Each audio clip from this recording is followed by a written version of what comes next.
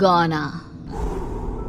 आज 20 सालों बाद रमेश अपनी दुल्हन नैना के साथ अपने गांव के अपने पुराने घर आता है। सभी लोग बहुत खुश थे। रूपा भी अपनी बहू का स्वागत करने में लगी थी। पर ये क्या, रूपा जैसे ही अपनी बहू की आरती उतारने जाती है, अचानक से तेज हवाएं चलने लगती है। घर की लाइट चली जाती है और आरती का थाल का दीपक बुझ जाता है। माँ, ये सब क्या हो रहा है? अचानक से ये मौसम कैसे बदल गया? अरे बेटा, ये गांव है। गांव में अक्सर ऐसा ही होता है। किसी भी वक्त मौसम बदल जाता है और कभी भी लाइट चली जाती है। दीपाली बेटा, किचन से मोमबत्तियां तो ले आ। रूपा के कहने पर दीपाली किचन में मोमबत्ती लेने जाती है। लाइट ना होने की वजह से घर में काफी अंधेरा था, इसलिए दीपाली अपने फोन का टॉर्च ऑन करती है और टॉर्च ऑन करते ही उसे महसूस होता है जैसे कोई उसके सामने से गुजरा हो। मुझे ऐसा क्यों महसूस हुआ कि मैंने अभी यहाँ किसी को देखा? क्या सच में यहाँ कोई था या ये सिर्फ मेरा वहम था? अरे दीपाली बेटा, मिले कि नहीं मोमबत्ती? हाँ माँ, बस अभी लाती हूँ। दीपाली सारी बातों को भूलकर मोमबत्ती जलाती है और जैसे ही मोमबत्ती लेकर वापस बाहर जाने के लिए पीछे मुड़ती है तो उसके सामने एक 10 साल की छोटी बच्ची खड़ी होती है। उस बच्ची की एक झलक देखते ही दीपाली डर जाती है और जोर जोर से चिल्लाने लगती है। तभी अचानक से लाइट आ जाती है। दीपाली की आवाज सुनकर शंकर और छोटा भाई पवन उसके पास पहुंचते हैं। क्या हुआ दीपावली बेटा? पापा, मैंने किसी को देखा। दीदी, यहाँ पर कोई नहीं है। अंधेरे में वहम हुआ होगा आपको। अब चलो, दरवाजे पर भैया भाभी कब से खड़े हैं। दीपाली भी इसे अपना एक वहम समझकर सबके साथ बाहर चली जाती है, जहां वो लोग अपनी भाभी का स्वागत करते हैं। नैना अपने पैरों से कलश को गिराकर थाल में पैर रखती है और घर के अंदर जाती है। सब घर के अंदर चले जाते हैं। भाभी, मैं आपकी ननद नहीं, आपकी छोटी बहन और फ्रेंड की तरह हूँ। इसलिए कभी भी आपको ये लगे कि भैया आपको सता रहे हैं तो आप उनकी शिकायत मुझसे कर देना। भाभी भैया की शिकायत करे या ना करे, पर मुझसे और माँ से तेरी शिकायत जरूर करेगी। सभी आपस में बैठकर हंसी मजाक कर रहे थे। नैना भी घूंघट किए अपने बिस्तर पर बैठी थी। वो सब आपस में बात कर ही रहे होते हैं कि तभी उन्हें एक अजीब डरावनी आवाज सुनाई देती है और कमरे की खिड़की अपने आप ही खुल जाती है। मुझे इसीलिए गांव पसंद नहीं। गांव में ऐसी ही डरावनी आवाजें आती हैं। मैंने तो सुना है गांव में बहुत सारे भूत भी होते हैं और इस मौसम को पता नहीं क्या हो रहा है। मुझे तो बहुत डर लग रहा है। मैं तो अपने कमरे में जा रही हूँ सोने। बाय भाभी, हम कल बात करेंगे। अब सब अपने कमरे में सोने चले जाते हैं। नैना अपने कमरे में बिल्कुल अकेली थी। कुछ देर बाद रमेश अपने कमरे में आता है और देखता है कि नैना खिड़की के पास खड़ी होकर बाहर की ओर एक टक नजरें लगाकर देख रही थी। क्या हुआ नैना? बाहर क्या देख रही हो? मैं बाहर का मौसम देख रही हूँ रमेश जी। इस मौसम को देखकर ऐसा लग रहा है जैसे आज कोई अपना बदला लेने के लिए आया है। तुम क्या बोल रही हो? मेरी कुछ समझ में नहीं आ रहा। और वैसे भी रात काफी हो चुकी है, अब हमें भी सो जाना चाहिए। चलो। इतना बोलकर रमेश सोने के लिए बिस्तर पर लेट जाता है, पर नैना अब भी खिड़की के पास ही खड़ी होती है। रमेश के सो जाने के बाद नैना अपनी सास के कमरे में जाती है और अपनी सास के पास बैठकर रोने लगती है, जिसे सुन सास की नींद खुल जाती है। बहू, अरे क्या हुआ बहू? तू इतनी रात को यहाँ मेरे कमरे में बैठकर रो क्यों रही है? मम्मी जी, आपने मुझे क्यों नहीं अपनाया? आपको पता है, आपकी वजह से मुझे और मेरे परिवार वालों को गांव वालों के कितने ताने सुनने पड़े। तू मेरी बहू नहीं है? कौन है तू? मम्मी जी, मैं आप ही की बहू हूँ। आपने मुझे अब भी नहीं पहचाना? इतना बोलते ही नैना की आंखें लाल हो जाती हैं। वो जोर जोर से हंसने लगती है। मौसम का रुख बदल जाता है। कमरे की खिड़कियां और दरवाजे अपने आप ही खुलने और बंद होने लगते हैं। देखते ही देखते नैना हवा में उड़ने लगती है और वो अपनी आंखों के इशारे से अपनी सांस को भी हवा में लटका देती है। तेरी वजह से मुझे और मेरे घर वालों को ताने सुनने पड़े। तूने जो पाप किया है, तुझे उस पाप की सजा मिलेगी और अब तेरी इस गलती की सजा तेरा पूरा परिवार भुगतेगा। इस तरह से नैना बड़ी ही बेरहमी से अपनी सास को मार डालती है और आराम से अपने कमरे में जाकर सो जाती है। अगली सुबह जब घर वालों को कमरे में रूपा की लाश मिलती है तो उन लोगों के पैरों तले जमीन खिसक जाती है। कल तक माँ बिल्कुल ठीक थी, फिर अचानक ऐसा क्या हुआ रात को कि माँ हम सबको छोड़कर चली गई। सारी गलती मेरी है। बेटे की शादी की खुशी में मैं ही रात को घर वापस नहीं आया और चला गया अपने गांव के दोस्तों से मिलने। अगर रात को मैं अपनी रूपा के साथ होता तो शायद आज वो हमें छोड़कर न जाती। घर में शोक का माहौल पसर गया था, पर नैना को इस बात से कोई फर्क नहीं पड़ रहा था और ये बात कहीं ना कहीं पवन को भी समझ में आ रही थी। अब ऐसे ही कुछ दिन बीतते हैं और 1 महीने के अंदर ही अंदर शंकर की भी मौत हो जाती है। पहले माँ छोड़कर चली गई और अब पिताजी। क्या हो गया है हमारे घर को? पता नहीं किसकी नजर लग गई है। भैया ये घर सही नहीं है। हम जब से इस घर में आए हैं कुछ न कुछ बुरा ही हो रहा है। हमें यहाँ से वापस शहर चले जाना चाहिए। जहाँ रमेश, दीपाली और पवन का रो रो कर बुरा हाल था, वहीं नैना अपने कमरे में बैठी आराम से मेकअप कर रही थी। दीदी मुझे तुमसे कुछ बात करनी है। मुझे लगता है कि इन सब के पीछे भाभी का हाथ है। पवन तू ये सब क्या कह रहा है? तू होश में तो है ना? अगर भैया भाभी ने तेरी ये बकवास बात सुन ली तो उनके दिल पर क्या गुजरेगी? तू भाभी पर इतना बड़ा इल्जाम कैसे लगा सकता है? दीदी आप खुद ही देख लो ना, हम जब से इस घर में आए हैं सब कुछ बदल गया है। शादी से पहले नैना भाभी ऐसी बिल्कुल नहीं थी, पर अब वो किसी से बात नहीं करती, ज्यादातर अकेले अपने कमरे में ही रहती है और कभी उनसे बात करो भी तो न जाने कैसी अजीबोगरीब तरह की बातें करने लगती हैं। तू पागल हो गया है? आप समझती क्यों नहीं है दीदी? देखो ना, हमारे घर में मौत का सिलसिला शुरू हो गया है, पर भाभी को कोई फर्क नहीं पड़ रहा। वो अभी भी मेकअप कर रही हैं, आराम से खाना खा रही हैं। और दीदी आपको पता है, जिस रात माँ की मौत हुई थी ना, उस रात मैंने भाभी को माँ के कमरे में जाते हुए देखा था।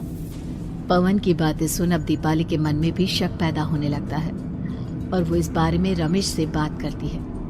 रात को सब साथ में बैठकर खाना खा रहे थे, तभी कौन हो तुम और तुम ये सब क्यों कर रही हो? क्यों सबकी जान ले रही हो? रमेश जी ये आप क्या कह रहे हैं? मैं भला मम्मी जी पापा जी की जान क्यों लूंगी? मैंने कब कहा कि तुमने माँ पापा की जान ली? नैना तुम तो मेरी पत्नी हो, तुम थोड़ी किसी को मारोगी। नैना तुम नैना ही हो ना? रमेश की ये बात सुनते ही नैना खाना छोड़कर गुस्से में सबको देखने लगती है। नैना की गुस्से भरी आंख को देखकर तीनों भाई बहन डर जाते हैं। तभी नैना जोर जोर से हंसने लगती है। मैं तो हूँ आपकी पत्नी गौरी। गौरी का नाम सुनते ही रमेश के होश उड़ जाते हैं। आखिर कौन है ये गौरी? क्या है इस घर और घर वालों का राज?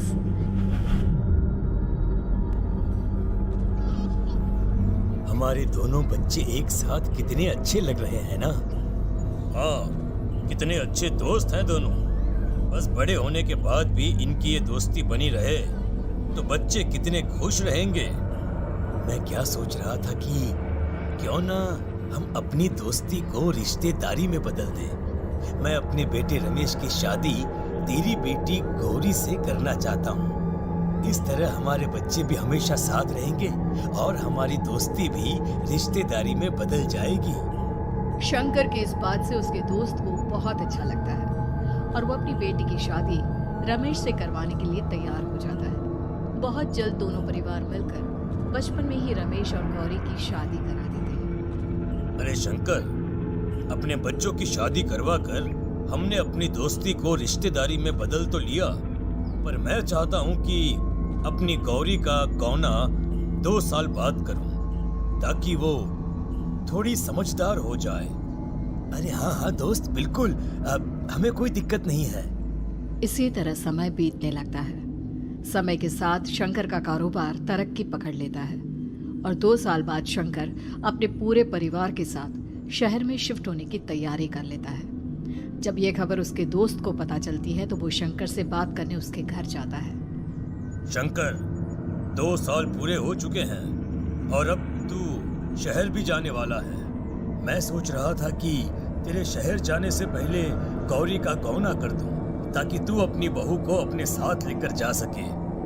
ये तो कैसी बातें कर रहा है? रिश्तेदारी बराबरी वालों से होती है और वैसे भी अब मैं, मेरा बेटा या मेरा परिवार कोई भी इस रिश्ते को नहीं मानता। ये तो कैसी बातें कर रहा है दोस्त? जब हमने अपने बच्चों की शादी करवाई थी तब हम दोनों ही एक बराबर थे। पिछले 2 साल में तेरा कारोबार थोड़ा सा अच्छा क्या चल गया तो पुराने रिश्ते ही तोड़ देगा। देख भाई, ऐसा मत कर। अगर तूने मेरी बेटी को अपनी बहू के रूप में नहीं अपनाया तो कोई भी मेरी बच्ची से शादी नहीं करेगा। अरे उसकी जिंदगी बर्बाद हो जाएगी। यार देख, वैसे भी बाल विवाह तो कानून मान्यता नहीं देता, फिर मैं कैसे दे दूं? तू अपनी बेटी के बड़े होने पर उसकी शादी किसी दूसरे लड़के से करवा देना। वैसे भी तब तक ना उसे और ना ही गांव वालों को ये बात याद रहेगी। मेरे बेटे को बख्श दे मेरे भाई। इस तरह से शंकर अपने दोस्त के परिवार और गौरी को गांव वालों के ताने सुनने और जिल्लत से भरी जिंदगी जीने के लिए छोड़ अपने परिवार वालों के साथ शहर चला जाता है। अरे इनकी गौरी में ही कोई दोष होगा, तभी तो लड़के वालों ने इनकी बेटी को अपनी बहू के रूप में नहीं अपनाया और उसको यहाँ छोड़कर शहर चले गए। अब कौन थामेगा ऐसी लड़की का हाथ? अरे पता नहीं कैसा आदमी है जो गांव वालों के इतने ताने सुनकर भी सर उठाकर गांव में चल रहा है। अरे अगर मेरी बेटी के साथ ऐसा हुआ होता ना तो मैं तो शर्म के मारे मर ही जाता। हाँ, दिन रात लोगों की नजरों में अपने लिए ग्रहण देख और सबके ताने सुन सुन अब गौरी के पिता हिम्मत हारने लगते हैं और एक रात गौरी के माता पिता खुदकुशी कर लेते हैं। ये सदमा गौरी भी सहन नहीं कर पाती और उसकी भी मृत्यु हो जाती है। तुम्हारे परिवार की वजह से हम लोगों ने अपनी इज्जत और जान गंवाई। इसका बदला तो तुम्हें चुकाना पड़ेगा, वो भी अपनी जान लेकर। हंसते हुए अब नैना हवा में उड़ने लगती है। नैना अब पूरी तरह से बदल चुकी थी। गौरी की आत्मा उसके शरीर पर हावी हो चुकी थी। उसकी आंखें सफेद, पैर उल्टे, चेहरा काला और बाल बिखर गए थे। अब गौरी अपनी शैतानी शक्तियों से घर के हर कोने को अपने काबू में कर लेती है और सीधी दीवार पर जाकर चिपक जाती है। मुझे अपना बदला चाहिए। बदला लूंगी मैं तुम सबको खत्म कर दूंगी। गौरी इतनी तेज चिल्ला रही होती है कि उसकी आवाज से घर के सारे कांच टूट जाते हैं। सामान इधर उधर गिरने लगता है और ये सब देखकर तीनों भाई बहन के होश उड़ जाते हैं। बचाओ, भागो भागो। उन तीनों को अपनी जान बचाने के लिए यहाँ से वहाँ भागता देख गौरी जोर जोर से हंसने लगती है। तभी दीपाली घर से बाहर निकलने लगती है, जिसे देख गौरी गुस्से में अपनी शक्तियों से तुरंत घर का दरवाजा बंद कर दीपाली को हवा में उड़ा देती है।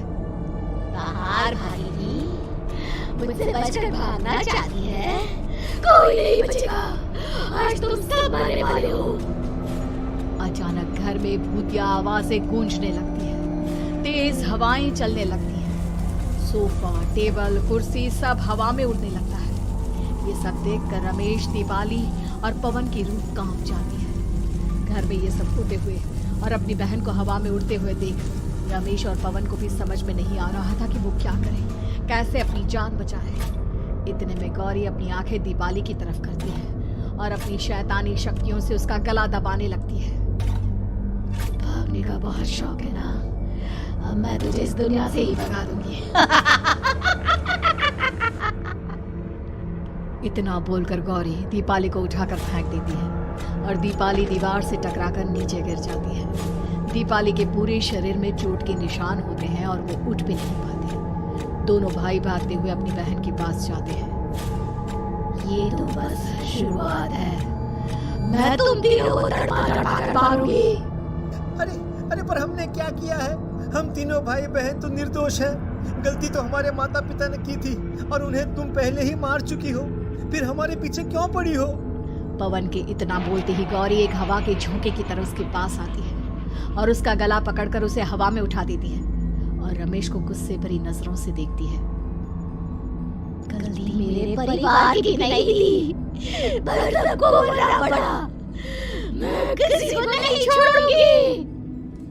गौरी पवन को हवा में उछाल देती है, जिस पर कमरे की छत से टकराकर जमीन पर आकर वो गिरता है।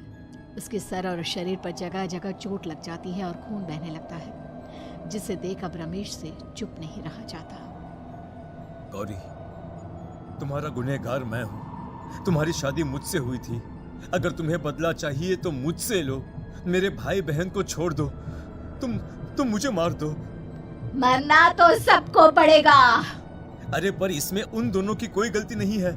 प्लीज, मैं मानता हूँ कि तुम और तुम्हारे परिवार के साथ जो कुछ भी हुआ वो गलत था, पर गौरी, मैं प्लीज मेरे भाई बहन को छोड़ दो। उन्हें तो इस बात के बारे में कुछ भी पता नहीं है। उनका इस सबसे कोई लेना देना नहीं है। तुम और तुम्हारा परिवार यही चाहता था ना कि मैं तुम्हें अपना लूं। उस समय मैं बच्चा था, मेरे पास इतनी समझ नहीं थी, पर आज मैं तुम्हें तुम्हारे इसी रूप में अपनाता हूँ।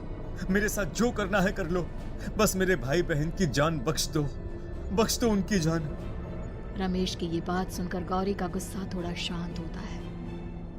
ठीक है, मैं तुम्हारे भाई बहन को नहीं मारूंगी, पर तुम्हें मरना होगा और तुम्हारी आत्मा को मेरे साथ शादी करनी होगी। मुझे मंजूर है। अब रमेश गौरी के साथ छत पर जाता है और छत से नीचे कूद जाता है। रमेश के मरते ही गौरी उसकी आत्मा को अपने साथ ले जाती है और इस तरह से रमेश खुद मरकर अपने भाई बहन को बचा लेता है।